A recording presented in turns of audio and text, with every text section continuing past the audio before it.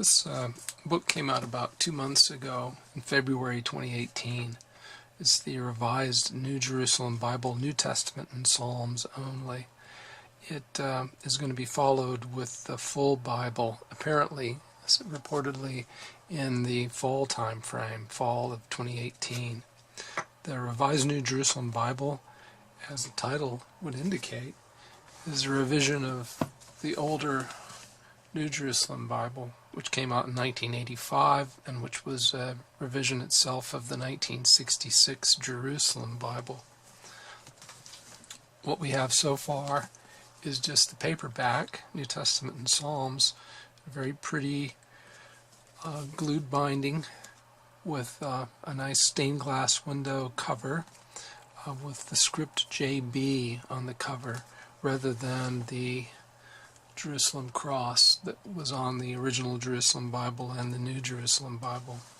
The script JB was on the reader's editions, at least on the compact reader's edition. Show you just a bit about it. Title page. We'll do an overview, and then later I'll look at some comparisons, and we'll see how it compares with the 1985 printing. The copy I have here is by Darton, Longman, and Todd from London. The Psalms are reprinted from the Revised Grail Psalms. Here's the ISBN. Interesting note here, it says that I should not have been sold this copy. Editions of the Revised New Jerusalem Bible published by Darton, Longman, and Todd are not to be sold to or in the United States of America. And I am definitely in the United States of America. After the copyright page, we have a foreword by Henry Wansbrough from Ampleforth Abbey in York in England. And I just want to draw your attention here to 2 lines in the center paragraph. They say, attention has been given to rendering the language and imagery of the original languages accurately rather than by dynamic equivalence. The original Jerusalem Bible was very much a dynamic equivalence translation. It was the loosest, most free of all the 14 translations I examined a few years ago. But then they have a sentence which could be contradictory to that. It says, every attempt has also been made to show that the message of the Bible is directed to women and men equally, despite the inbuilt bias of the English language. Well, I don't know Hebrew, but I do know a bit of Greek, and I know you'll find an awful lot of masculine nouns and pronouns in the Greek New Testament. It seems like they have quite a lot of bias to overcome there. Table of contents. You'll see marks. I do have references in the side column, and there are various marks that go with those. The one you'll see most often is the slanted parallel line, which means the references to a parallel passage in another book of the Bible. Abbreviations that they use. The New Testament starts, and one of the things I noticed right away was that the introductions and the headings are in a larger font than the Bible itself. The introductions are in roughly a 10-point font, whereas the footnotes are in a 7-point font here, and the text itself is roughly a 9-point font. That is equivalent roughly to a Times New Roman. Book itself is 7 3/16 inches tall and 5 3/8 inches wide. It's 1 11/16 inches thick. Because it's almost cardstock, the pages are like 100 micrometers thick. So there's very little show through here. The books of the Bible are outlined, so you have the Roman numerals. This is just like it was in the Jerusalem Bible and the New Jerusalem Bible. No news there. Single column format, paragraph by paragraph, which is all the rage these days. But as I pointed out in an earlier video, that goes way back for Roman Catholic Bibles. They've been doing that at least since the Douay-Rheims Bible. one obvious format change between the New Jerusalem Bible and this Revised New Jerusalem Bible is that now footnotes appear on both sides, whereas formerly they were all over here on the lower right. Now they're on both pages, left and right. So that's essentially the way the pages are laid out. Text cover is about 95 or 6 millimeters left to right. You'll find in that distance about 73 characters per line. Down in the notes, it's about 52 characters per line. Notes, overall, my sense is that the notes are shorter and less informative than they were in either the 1966 or the 1977 New Jerusalem Bible. We'll go into issues of translation and the notes more later. I just wanted to highlight some kind of interesting readings here. Things that you just don't find that often in our U.S. English Bibles, where we have the style Nazis who prevent interesting readings to go in. I suppose that they're worried about sales, and they've seen the example of the New International Versions. They try to make things as vanilla and tasteless as possible. Looking right now at Luke 12:1. Meanwhile, the people had gathered in their thousands so that they were treading on one another. I'm sure the style police are throwing fits over treading. They would prefer something milder and more common, like stepping. Here's something that you just don't see very often, at least I don't. A semicolon. Semicolons are verboten in modern American English. The style guides tell us that we just don't have any good reason to use them.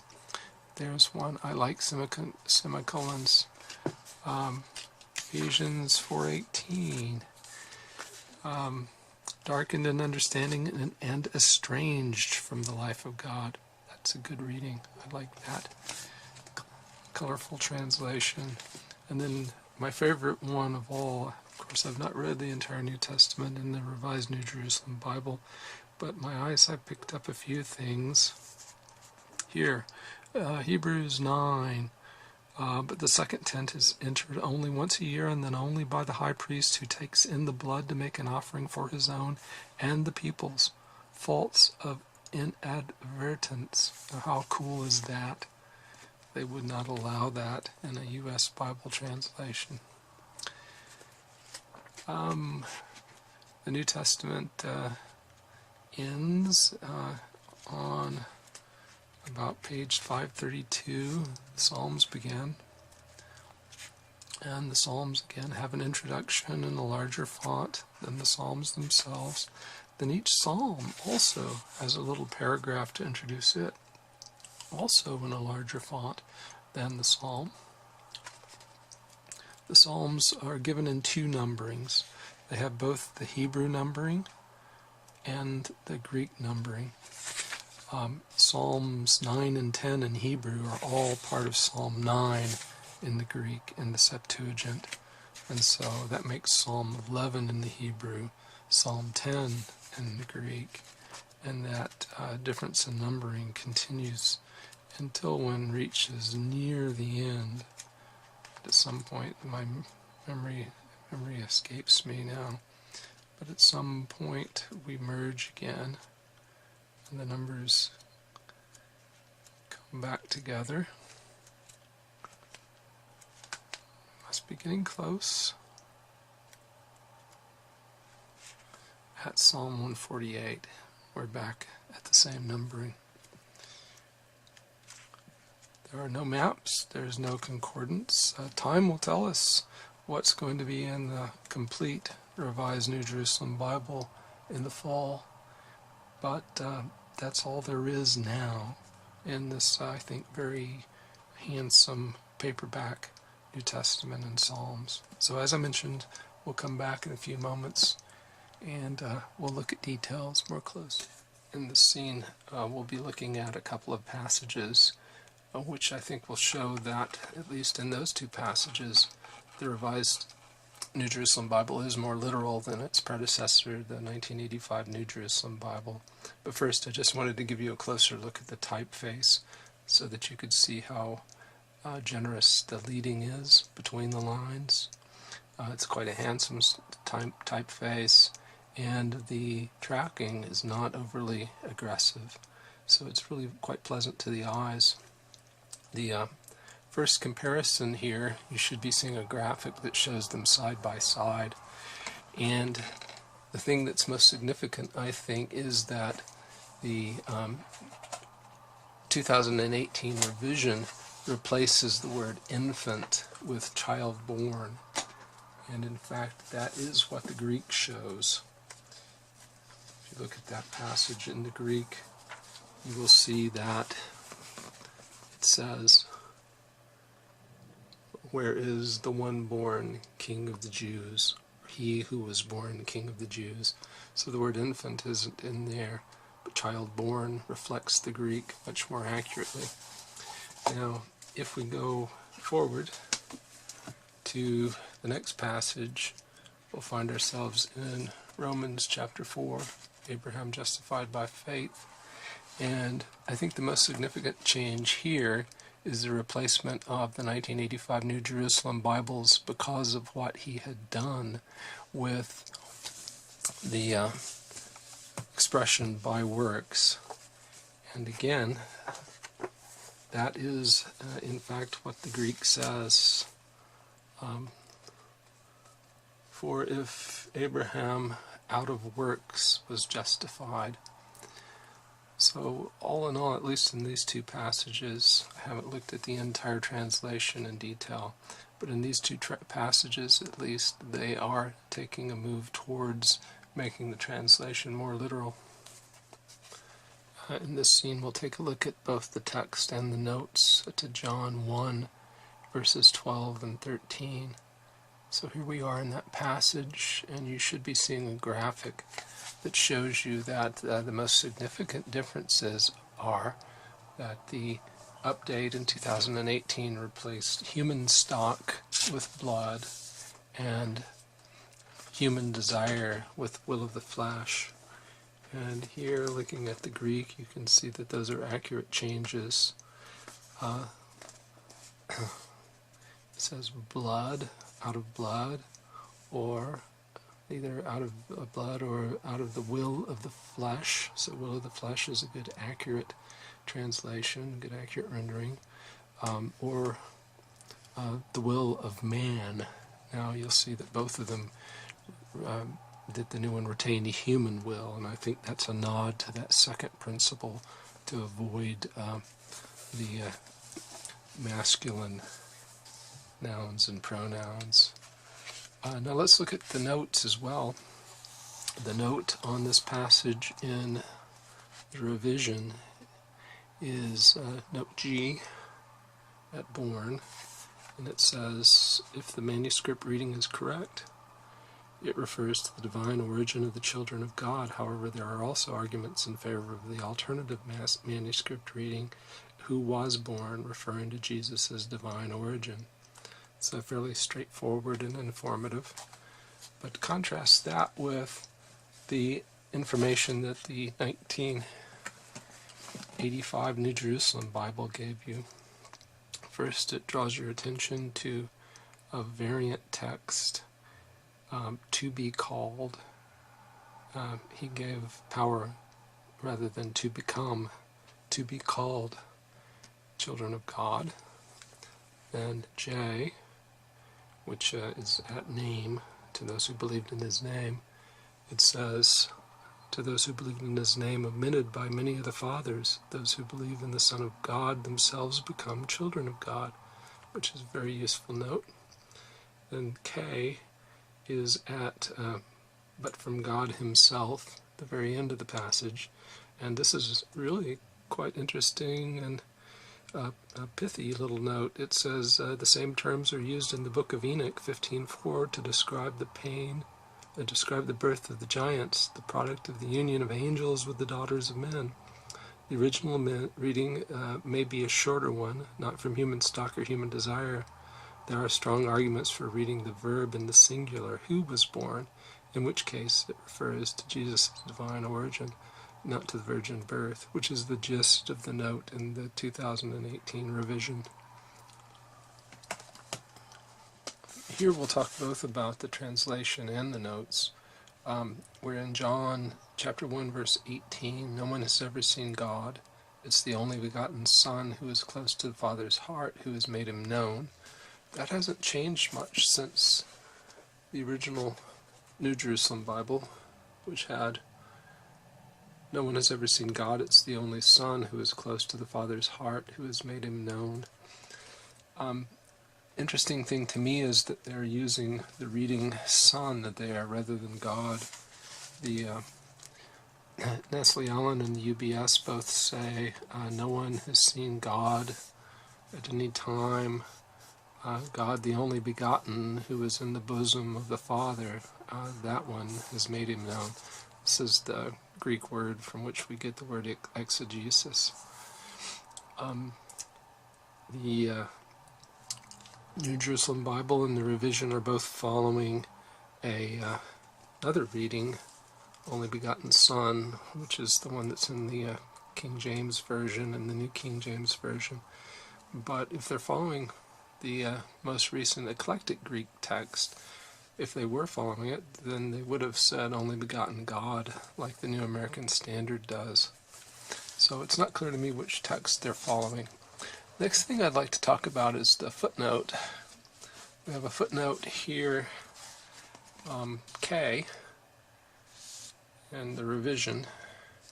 And K reads, as you should be seeing on your screen, the prologue ends, it begins with the intimacy of the Father and Son, and then it references John 5:19 and a footnote there, footnote E at that location. But look how much richer and more interesting the old footnote is from the 1985 New Jerusalem Bible, which tells you that there's a variant, God the only Son, which is the one that in fact the eclectic Greek texts now follow. And it says Jesus is the only Son, beloved of the Father, in complete reciprocal intimacy with him in knowledge and love. And it gives you all kinds of passages to look at and explore. So I really think that we made a step backwards in 2018.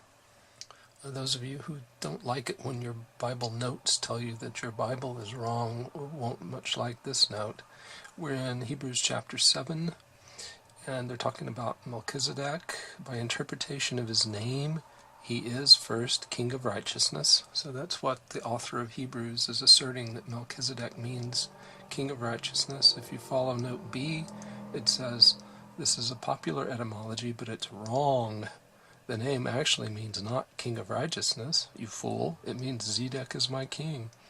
This deity features also in other Jerusalem names, Adonai Zedek, meaning Zedek is my Lord. You'll find a similar note on the next page. Take you there. It says Melchizedek accepts tithes from Abraham, and then note C to this section heading says inferiority of Abraham and therefore of his descendant Levi is argued from Abraham's homage in paying tithes and accepting a blessing. The latter argument is dodgy, and it gives you references in the Old Testament to prove the dodginess of the argument. Well, they may not like Bible believers in these notes, but they also have a little bit of an axe to grind with Roman Catholic apologists. Because here we are in Hebrews 13:10, we have our own altar from which those who serve the tent have no right to eat. Catholic apologists, at least the modern ones that I see now and then, like to point out that this proves that the Mass is a sacrifice, because that's the altar that we have.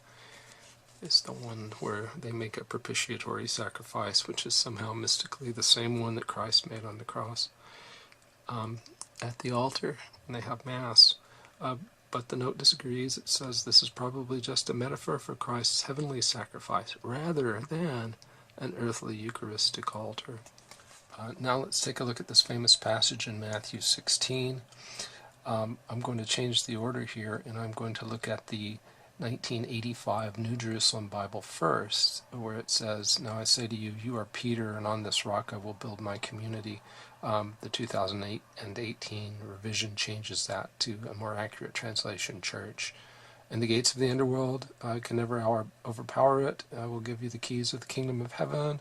Whatever you bind on earth will be bound in heaven. Whatever you loose on earth will be loosed in heaven."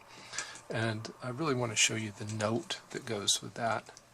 This is note I, and it's quite lengthy, and it talks about how the city of God has gates. Peter has the keys to those gates. It's his function to open and close all who would come to the kingdom of heaven through the Christian community. It talks about the meanings of bind and loose, and that it has to do with excommunication, and what is deciding what is permitted and what's forbidden. Of the household of God, Peter is the controller in that capacity. He's to exercise disciplinary power of admitting or excluding those he thinks fit. He administers the community and makes doctrinal and juridical decisions. Verdicts he delivers and pronouncements he makes will be ratified in heaven. Catholic exegetes maintain that these enduring promises hold good, not only for Peter himself, but also for Peter's successors. So that is a Catholic apologist's delight. Now let's compare that with the same note that goes at the same place in the 2018 revision, which simply says, "The opposites bind and loose are rabbinic terms expressing all disciplinary decisions. Peter's decisions, as those of the community, are to have divine validity, but nothing about Peter's successors, and it certainly doesn't belabor the point. I think a Protestant reader of this Bible can easily ignore that note." So my spot checks seem to indicate that the editors have done what they indicated they wanted to do to make this more of a word-for-word translation. It certainly seems to be that way. I think it'll drive it into the same market space as the new Revised Standard Version, and it'll be interesting to see whether it can grab any of that market. All in all, it seems like a fairly decent translation in a good format, and it will be very interesting also to see in the autumn what kind of covers they use. This almost 33-year-old cover in the imitation leather is held up pretty well. I'm sure 5 years from now this will look much better than the paperback. We'll have to wait and see what bindings are available and how they turn out the Old Testament.